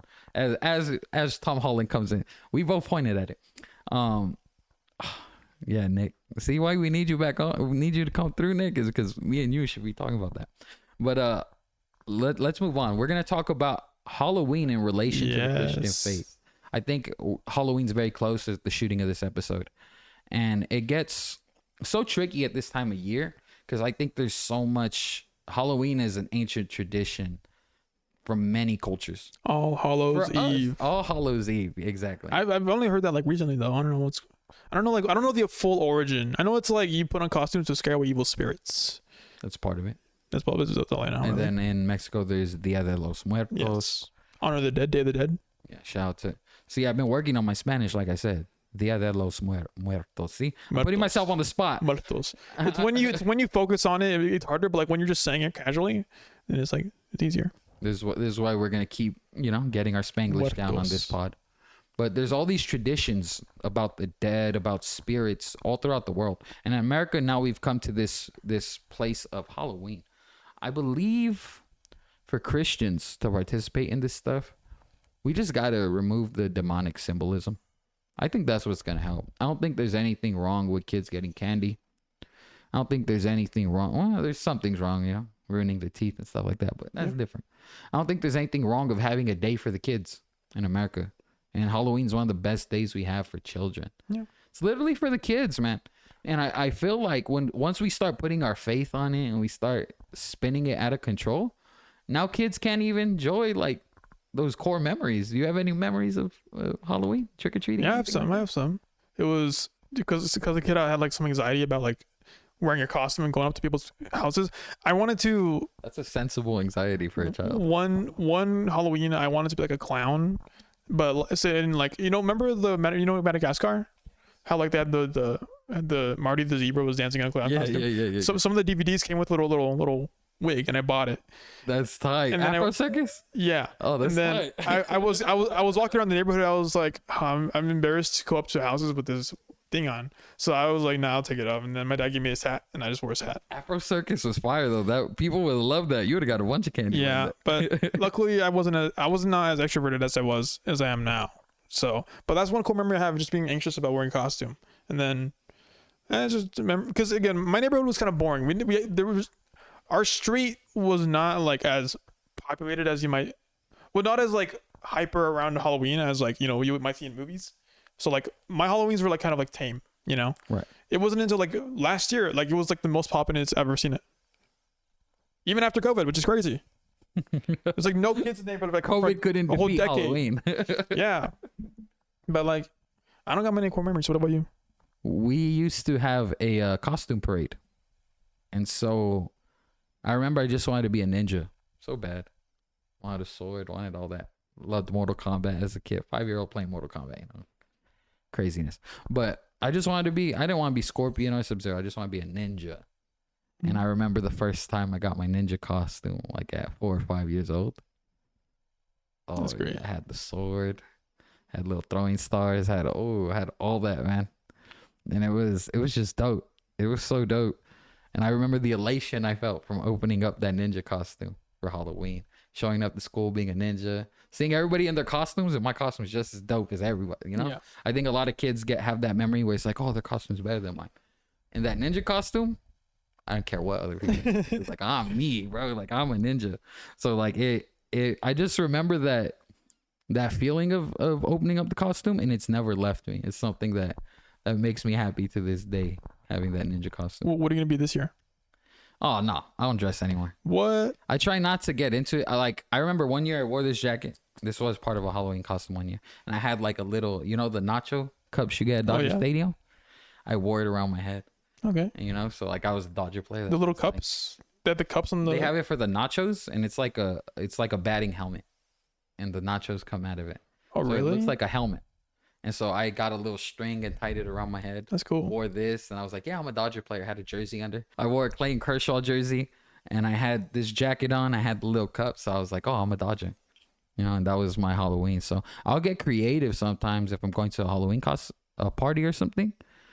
But I don't really dress anymore because it's not for me. Like I said, it's a great day for kids. Like it's adults can still dress up. I agree. Hey, if I go to a costume party, I'll rock something. Sure. One year I went dressed as my friend. He got mad at me, but I went dressed up as one of my roommates, and everybody loved it. He did. Which one? I'll believe it out. Which one? Tony. That makes sense. he's so easy to. It's funny to like copy him in a sense, or just like, you know, replicate like his style, because it's so funny. Yeah, it was, that's why it was a unique idea and everybody there. So if I come up with like a unique idea, I'll do it, but I don't spend my time racking my head anymore. We had a costume party when I was out in New Mexico a bit, and I was working at Denny's at the time. I wasn't working there anymore. So I just threw on my Denny's outfit. And that's what I was for Halloween, you know. I'm gonna be a Taco Bell employee for this. See, that's it. That's all it is. That's what you do. So that's how easy it gets for me now. Like, I'm not trying to be a ninja. I'm not trying to walk around like Spider-Man. I'm not tripping. Well, I mean, you know, I think it's different when you're walking in the streets as an adult going to people's houses, but like you can be in a costume walking your kid, you know, around the neighborhood. Yeah. I saw this dope video that left me dying. some guy was dressed up as Michael Myers playing the piano, and his son was also dressed up like a mini cool. Michael Myers, and he played the Halloween theme song, and his son would start dancing, like just dancing in front of the neighborhood. I couldn't stop laughing. That's funny. I think cool ideas like that are dope. It's funny. If my nephews and my family wanted to get dressed up and it was like a theme, I'd do it easy. I'd be like, oh, let's get it. But like me investing my time into it, like I'm not big into it anymore. Just because of the time it takes. How do you feel about the trick or treats, like the things that churches do, where you can like show up and play little games and earn candy? I Have you feel seen like those? that's what we should do to win the holiday for America. I feel like in America we can't fall victim to like, oh, you're honoring Satan or you're honoring demons. We're not like we're chilling on Halloween. That's all we're doing. You know, like we're chilling on an American holiday with our kids. You're making it about something else. Like, oh, you're doing this. No, you're doing that. I am not. Like, I'm not. And I think Paul painted a great picture when he said he called holy days and days on the calendar. Paul, who wrote the Bible, the apostle, he said that he called those things weak and miserable forces. So when we fall victim to like, oh, demonic spirits, oh, voodoo, oh, all these things, he's like, those things are weak. God, the one true God's above all that. And I feel like as Christians, if we believe in the one true God, nothing that we see, all the little conspiracies people have, what was the verse? Get to you. It was like, not all things are, I'm getting like, not all things are bad, but it's like not all things are good, something like that. It was some verse. I'm trying to figure it out. It's a verse. I'll throw it out right now. You'll know what I'm talking about. That's his next quiet time now. But no, but it was like, yeah. Paul's faith right there. Yeah, he had a lot to say. He was himself. He was trained amongst all the Jewish leaders. His main teacher is one of the best of all of them. And so he knows a lot about religious days and following code and the way people respond to that thing. I believe people have a good heart when they're trying to be like, you're falling victim to the devil. I believe that. Like people are like, they don't want Satan in your heart. They don't want evil forces around your family. They believe so much in demonic energy. They're like, they don't even want that near you. And I get that. I think that's righteous right there. They're trying to prevent you from hellfire. They're trying to prevent you from being wrapped up with demons, which a lot of people don't understand what that means. If you believe in psychology, everybody has demons. They're just that simple. So the common sense thing is that everybody who's dressing up for Halloween is not a pagan. Everyone who's dressing up for Halloween is not a Christian. And it's crazy because people are like, oh, you're a Christian and you're celebrating this holiday? You know it's a pagan holiday, right? And it's like, bro, shut up. Like, are you a pagan? Then that's what I would say. Are you a pagan? How do you know that? Do you even know what the word pagan means? I was talking about that. The word pagan comes from the word pain. And like whenever you see Paine, that word was related to the word farmer. Okay. A pagan was a farmer at one point in time. So people don't understand the words they're using because they take an English context, they take a Latin context, when in reality the words that were being said have, like the word Christian, people don't know they're using a slur against believers of Christ. But today it doesn't mean that. Today it doesn't mean that. I did some research. I think that's incorrect. I think that's not like not actually like a slur. Like it's just like a name. Like historically, correct me if I'm wrong. Future me, research this. I've heard that it's like not even like a bad, like it wasn't like you're insulting. It's just like a name. Like it means a follower of Christ, and that's it. That's what I've heard. From 1 Peter 4, he'll say, if you should bear the name of a Christian, then at least you're not bearing the name of a meddler, of a thief. They're not calling you something else. They're calling you a Christian. So he's relating the word Christian to a thief. Christians at the time were burned at the stake. Yes, and so they were seen as criminals. That word Christian at one point, there's a context of Christianity. Even today, if you call yourself a Christian in American society, people look at you sideways. People look at you crazy, and that's because that's part of being holy, because you're bearing something holy with you. And the context at the time was like they viewed Christianity as a cult as well, right? Yes, exactly. So you start drawing it back. And that was my whole point of bringing up the word pagan. Yeah. Is like you got to learn about what you're talking about. There's a bunch of people who've never been religious in their life. All of a sudden, the word pagan means something. Yeah. All of a sudden, their view of Christianity, even though they don't go to church, don't read the Bible, don't pray, don't do anything. Yeah. All of a sudden, I'm supposed to validate your opinion on Christianity. Yeah. Because you want to check me on Halloween. That happens a lot where it's like you view like one verse, you view like one idea that someone else told you, and that's what you think about Christianity. And it's like, bro, everyone's all about don't judge a book by its cover when like they're judging Christianity by like one word, one verse. Yep. You're like, oh, what does this mean? Like, it's like, come on, bro. Like, I don't want to keep explaining to you like the Old Testament is different, blah blah blah. You know, that kind of thing. It's annoying. It's annoying. And you can't get everyone with the theology. And so that's part of why I think it's good to have this conversation on Halloween. Is do it for your kids, man. Don't do these no more holidays for demons. No more holidays for the devil. Let that be for your family. We need more times in our nation where we take time to be with our family. I think we're so isolated even online, social media, even everybody's trying to be a musician. If you know anything about being a musician, you spend so much time in the studio by yourself. If you're a streamer like Adrian, you spend so much time just by yourself streaming. On the computer. On the computer. The only interaction you're getting is words across the screen. And I think Halloween should be a chance. October 31st, if we want to change the name, let's change the name. Whatever you want to call it. Because we don't like All Hallows Eve, whatever. One church calls it Harvest. Cool. Call it Harvest. Yeah, and that's perfect. That's actually part of Halloween's origins too. Is the harvest has a lot to do with the demonic spirits and keeping the all the evil away from the crops. And the next wheat coming out. All that it all relates to each other. So I believe that we can still have our time for family. In America, we should value these days as times for family. Absolutely. And bring ourselves together, because in the end it's gonna do a lot for God. God's gonna be pleased if we had household after household who's just coming together to be with their family, coming together to, because if you don't take care of your household, this is something the Bible says, you're worse than a non-believer. You're worse than a pagan, a heathen, all these things that people try to call people who celebrate Halloween.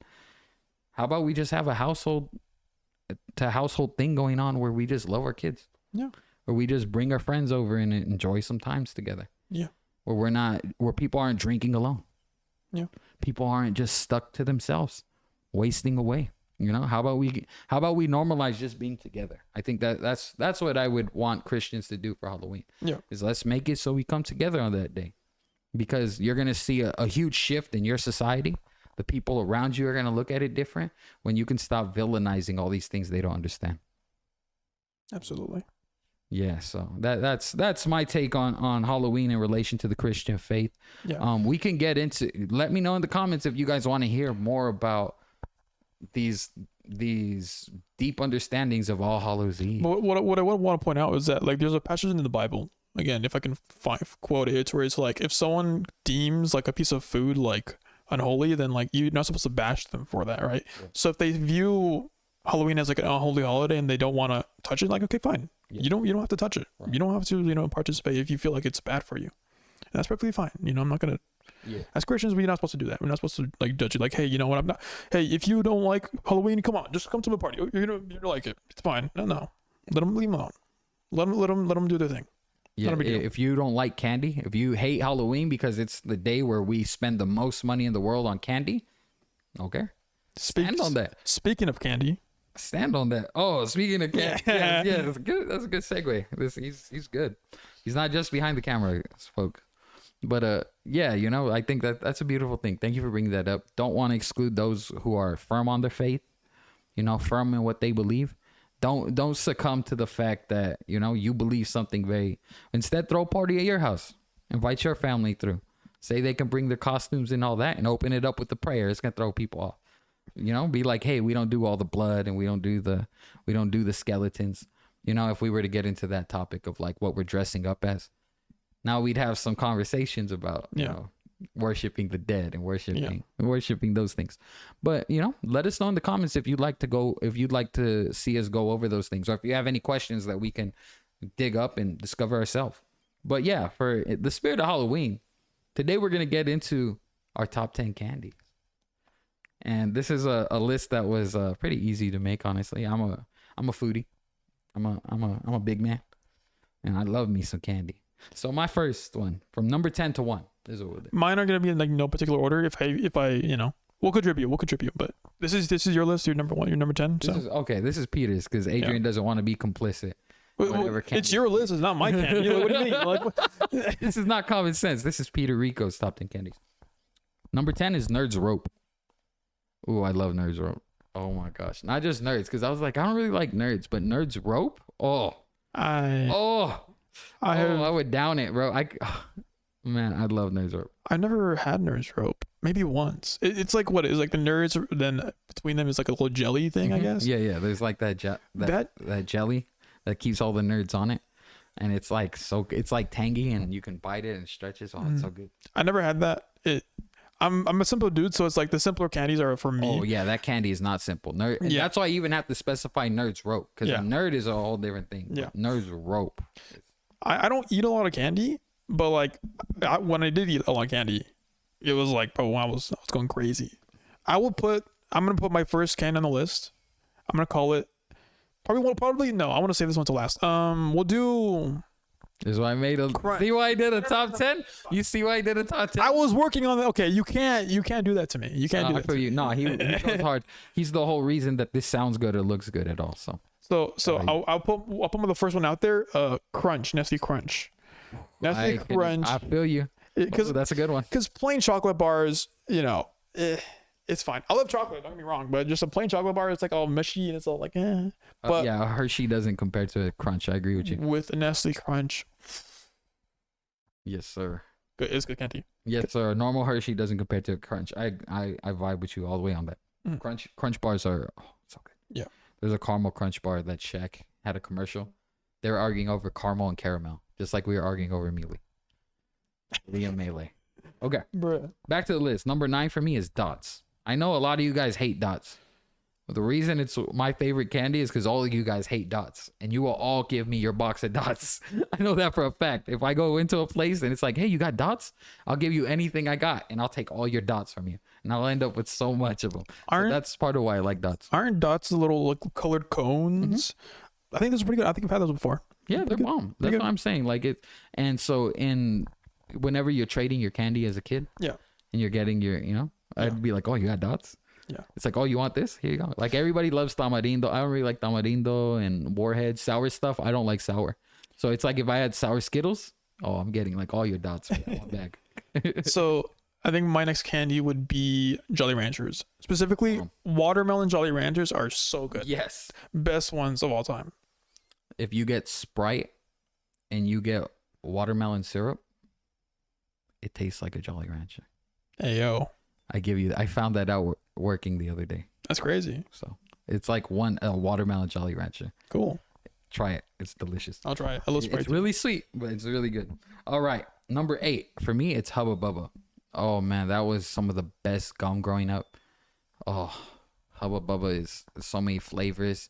It's like, it's so big. Like as a kid, if a kid's eating Hubba Bubba, the whole side of the cheek is like filled with they had the tape and everything. Like, Hubba Bubba. Just the gum was bomb back in the day. It was so good. So my next candy would be Airheads. But Airheads.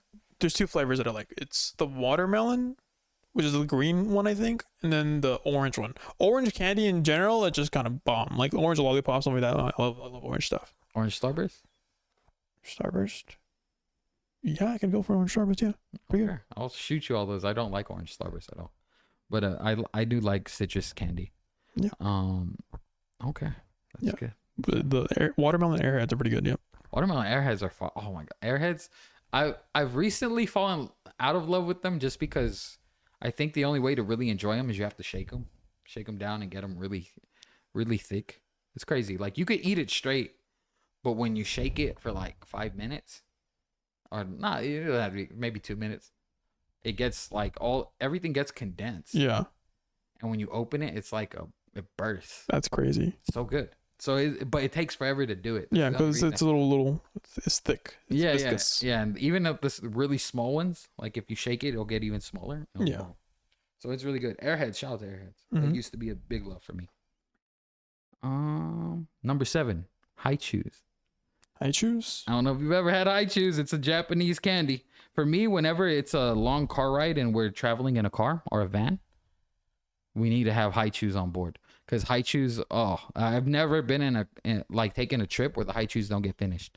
If you've never had high chews, I will get a bag and you can have some high chews. I've never had them before. I don't know. I wouldn't know. I love high chews. There's a lot of candy out in the world that we probably don't know about because we haven't been there. Absolutely. Yeah, absolutely. High chews are bangers. That's a shout out to Japan for that. Let me see. What's my next candy?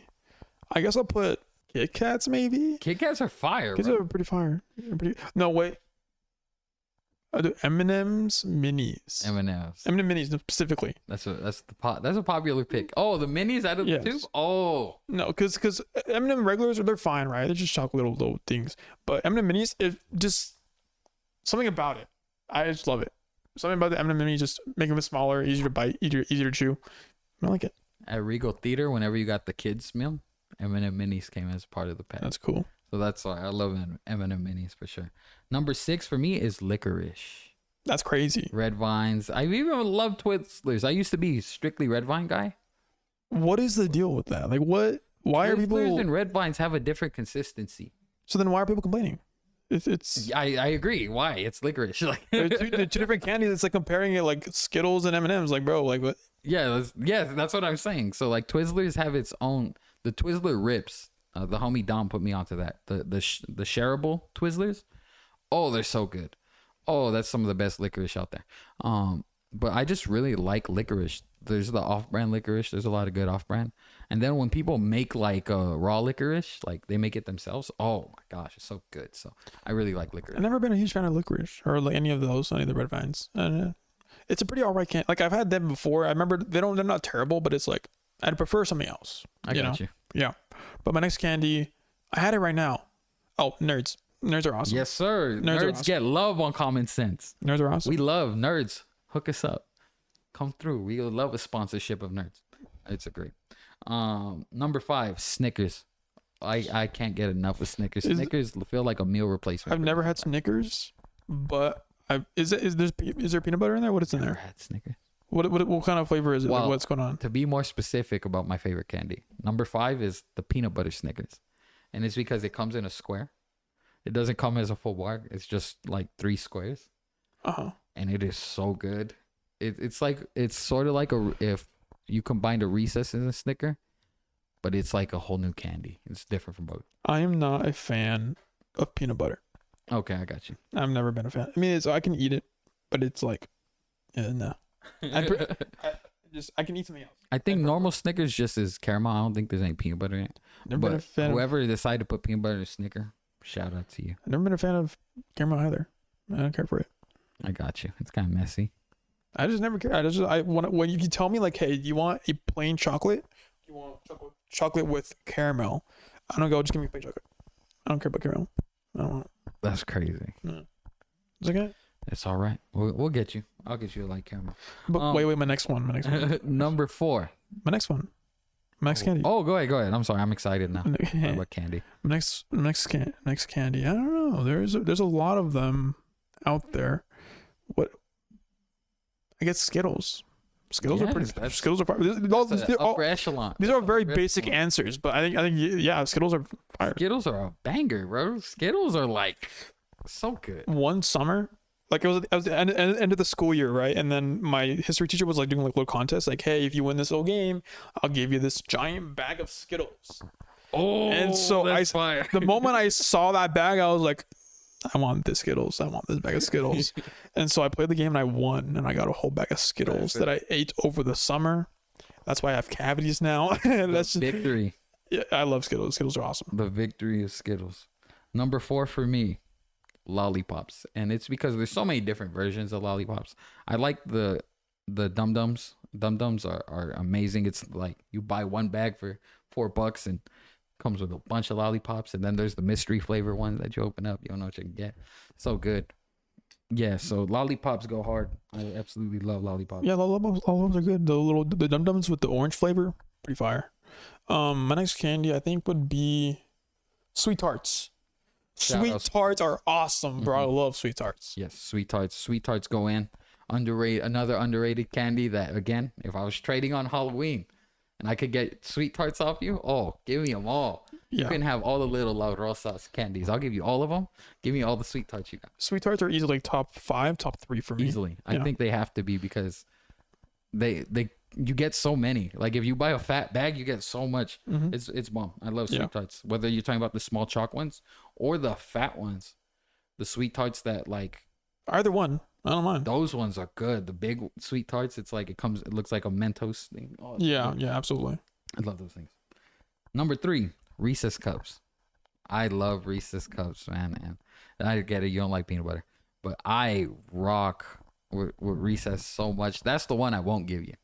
Like if you see it, can I I'll trade you. I'll trade you mine. Like you cannot touch my Reese's. That is me. Like that's all me. Like you're not getting that from me. So Reese's for sure is up there. Let me see what is my next one. Maybe like a good old gummy lifesavers. Yes. Gummy lifesavers. Well, me and you relate on the next one because mine is gummy bears. My number 1 is a gummy, but I won't tell you what kind of gummy yet. Yeah, I'll let you know. We'll get there. I'm with you with the lifesavers because lifesavers are the reason I put fruit snacks and gummy bears together because I can't leave out lifesavers. Like it's not a gummy bear, it's not a fruit snack, but it's like that gummy candy. All of them fall under the same category for me. Like whether a bag of fruit snacks, a bag of lifesavers, a bag of gummy bears. Black Forest gummy bears. I don't know if you ever had them. No. There's like they have these juicy ones that are interesting. So good. You bite it and you get a whole. It's amazing. So I would say gummy bears and fruit snacks are like number 2 for me. Gummy bears and fruit snacks are number 2. So I mean I could agree with you a little bit on that one. Yeah, gummies are pretty good. My next candy though, I'm blanking. I know my number 1, but I need number 2. What is my number 2? What's the one you won't trade me? None of these are in particular order except for number 1. If we had a bag of candy from trick or treating and I was trying to trade you, what's one you're gonna be like, no? Haribo? No, I can't say Haribo. Those because are fire. They're fire, but like they hurt my teeth because I have cavities. I can't eat them. So but Haribo are good. Haribo are kind of fire. But what I'll put, okay, we can't think of one, but we're gonna skip this number 2, and then if I find it, we'll come back to it. But you can move to number 1, and I'll give you my number 1 right now. Hair looks crazy right now. That's crazy. Yeah. Okay. That was wild. I'm gonna blur that. You're going hard thinking about it. It's okay. It's okay. That's why I had to tell you. Like, all right. Hey, you want? Give me number 1. Give me number 1. My number 1 candy. Or are we there yet? Is that your number 1? Okay, cool. My number 1 candy is Butterfinger. I cannot get enough of Butterfingers, and they've gotten even better over the years. I don't know what they did recently, but like the chocolate used to stick to your teeth hard. Now it does not. Now it like crumbles perfectly. Now it's whatever they did to change the recipe, a Butterfinger's gotten better. So my number 1 favorite candy is a Butterfinger. So I have a question. So I think I thought of a number 2, but I don't know if it's a candy. It's the Rice Krispies treats, but chocolate. Is that a candy? We can put it on there if you want. Sure, why not? I'll take it. I consider Rice Krispies candy, but it's so carbo loaded that it could be its own. Like a Rice Krispie it's literally its own dessert. You can give those out too on Halloween too, because it's like they're small. I'll put that. My number 2 is the Rice Krispies chocolate edition with the little Rice fudge. Krispie as candy, like the little marshmallow things. That's why I had to ask you earlier. Like, does this qualify as candy? Because I would take a if you have a Rice Krispie on you, I might give up a Reese's for a Rice Krispie. Yeah. I feel you. Like a Rice Krispie is bomb in the right circumstances. Specifically the chocolate ones, not the plain ones. The chocolate ones with a little fudge around it. Yeah, that's definitely candy. How is that not candy? My number 1 that I would recommend to anybody. I've downed bags and bags of these when I first discovered them, and they're so good. Gummy Skittles. It sounds basic. Oh man, yeah, no. All time. That's underrated. Yes, you're right. You're all right. time. Greatest candy of all time. That's a good number 1. I was in a gas station we were going to San Diego, and so we had a little pit stop, and I walk into the gas station. There's some gummy Skittles, and some gummy Starburst also, and I got a bag of that. I was like, what is this? I was like, dude, this is delicious. Shout out. Amazing, the best candy of all time. It's so good. Yep. Probably put like tons of sugar in there, but yeah, you know. Oh, it's probably deadly. Yeah, it's jam packed. This is all diabetes we were talking about. Yeah.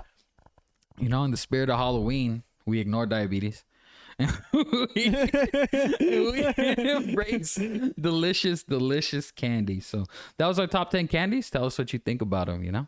Rate it. Is it trash? Is it disgusting?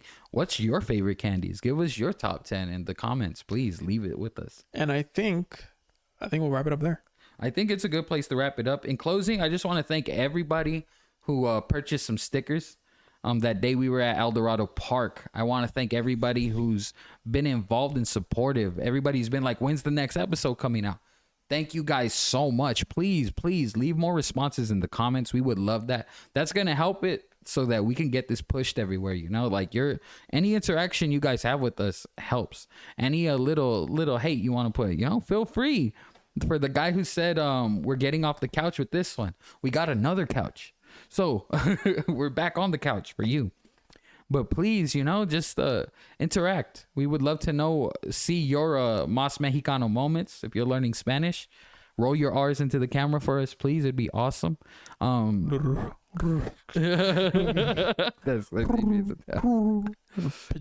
in the spirit of Nick, editing. How to do that. But thank you for joining us on this episode of Common Sense. Join the Discord, subscribe if you have not. Please check out our links in the description. We'll put some links there and we'll put some stuff on screen for y'all. Thank you for watching episode 1 of season 2 of Common Sense Podcast. Clap it up. See you guys next time. That's the show, baby. Let's go. It'd be even better. Like what? Gwen Stacy's whole part. I think the exposition of her by the end of the movie, I'm not looking forward to Gwen. I'm looking forward to Miles versus Miles. I think he has some